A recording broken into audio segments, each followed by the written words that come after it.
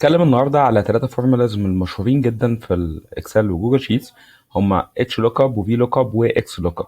التلاتة مشهورين جدا، بيستخدموا كتير جدا في البيزنس والاناليسز، ولكن الناس لسه بتحتار بين الاتش لوك اب والفي لوك اب والاكس لوك اب. انا هوضح لكم بشكل سريع جدا وبسيط ازاي نفرق بينهم وامتى نستخدمهم وازاي وليه. اول حاجه الاتش لوك اب، هي جايه من اسمها، هي اتش لوك اب يعني بحث horizontal، بحث افقي، بمعنى ان احنا بندور على قيمه في الصف الاول وبندور عليها في الصفوف اللي تحتها. طب هتيجي حد يقول لي الجدول ده واضح جدا وسهل، يعني اقدر اطلع منه الانجليش مثلا، محمود هاني جايب فيه كام؟ فجايب فيه 76. اقول له صح، كلامك مظبوط، ولكن الجدول ده نفترض ان هو ل 500 طالب او في 1000 طالب. هتقدر تطلع الدرجه بتاعه كل ماده للطالب ده؟ مستحيل.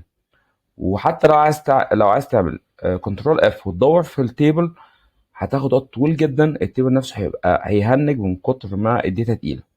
طب ننفذ مع بعض الفورمولا الاتش لوك اب. اول حاجه هو اللوك اب فاليو. احنا عايزين ندور على درجه الانجليش. طب نكتبها افضل، لان احنا مش هنفضل كل شويه نعلم عليها، لازم نكتبها بين علامتين تنصيص عشان الاكسل يفهم ان ده نص، يدور على النص ده. طب التيبل اري هو ده الجدول اللي بندور فيه.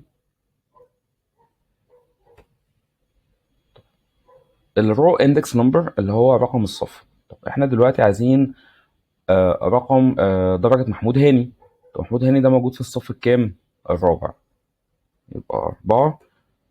هيجي يقابلنا دلوقتي ترو او فولس. دول معناهم ايه؟ ترو هي بيدور ماتش تقريبي، لكن الفولس هو اكزاكت ماتش، يطلع نفس اللي احنا بندور عليه. هنقول له فولس،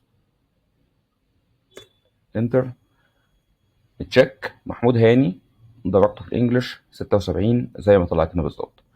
طب ننقل للفي لوك اب. الفي لوك اب بتدور عمودي، فيرتيكال لوك اب. طيب هنعملها ازاي مع بعض؟ عندنا دلوقتي كود المنتج. نفترض دلوقتي عندك سوبر ماركت او عندك صيدليه او اي بزنس. طب عندك مثلا 2000 منتج، اكيد مش هتدور بالكود في ال 2000 منتج وتقعد بقى تاخد وقت طويل جدا ومجهود.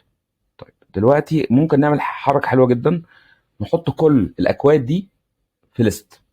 طب هنعملها ازاي؟ هندخل على داتا فاليديشن ليست،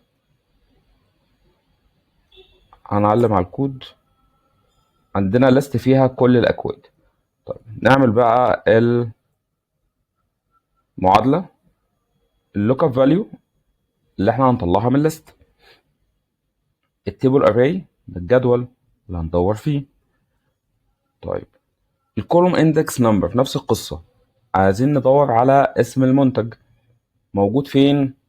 في الكولوم نمبر 2، رقم 2، مش كولوم بي، لا انا بتكلم هو رقم ده 2، السي هيبقى 3، الدي 4، وهكذا. نفس القصه فولس، عايزين اكزاكت ماتش، انت. لما نيجي نختار بقى من هنا الكود 103 1003 مكرونه الملكه، طب 1007 زبادي دنا. نيجي بقى للعبقريه الاكس لوك اب. الاكس لوك اب بقى بتدور افقي وراسي، ما بتفرقش.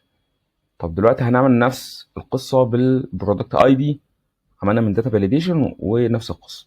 طب عايزين ندور على البرودكت نيم، هنعمل اكس لوك اب، لوك اب فاليو اللي في الاي دي، اللوك اب اري هندور على الكود ده في اول صف بتاع البرودكت اي دي. طيب الريتيرن اري اللي عايزه يطلع منه النتيجه اللي هو ده فولس عشان اكزاكت ماتش، طلع لنا البرودكت نيم. لو سحبنا كده هيطلع لنا بقى الكاتيجوري والبرايس، لو غيرنا هنلاقي ده بيتغير معانا.